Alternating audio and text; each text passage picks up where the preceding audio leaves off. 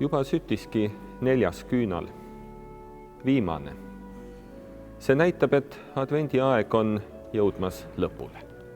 Ja tulevad üle meie maa tuhanded inimesed 10 ja 100 kirikutesse, et taas kuulata seda vana ja tuttavat jõuluevangeeliumit Luuka järgi.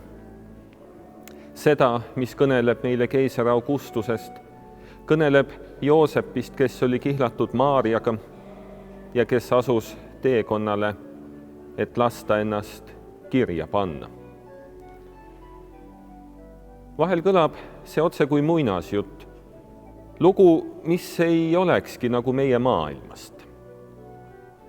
Ja mul on hea meel, et lisaks Luuka sünniloole me leiame Uuest Testamendist ka Jeesuse sünniloo Matteuse järgi. Ma ütleksin, see on väga kaasaegne lugu. Võiks öelda, see on lausa igapäevane lugu. See on lugu purunenud tulevikust, ootamatust rasedusest. See on lugu pettunud peigmehe soovist lüüa kõigele käega ja minna oma eluga edasi. Võiks öelda, see on lugu pettunud poissõbrast ja hüljatud tüdruksõbrast, isast, kes tahab minna oma teed ja üksikemast, kes peab oma karmile tulevikule vastu minema. Matteuse jõululugu on selles suhtes väga inimlik lugu, igaühe lugu võiks öelda.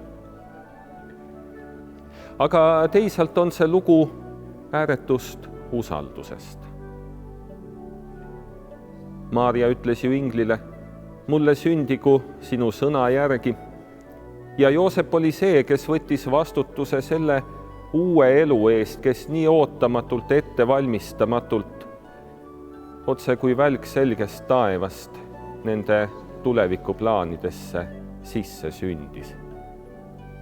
See on lugu päästja sündimisest.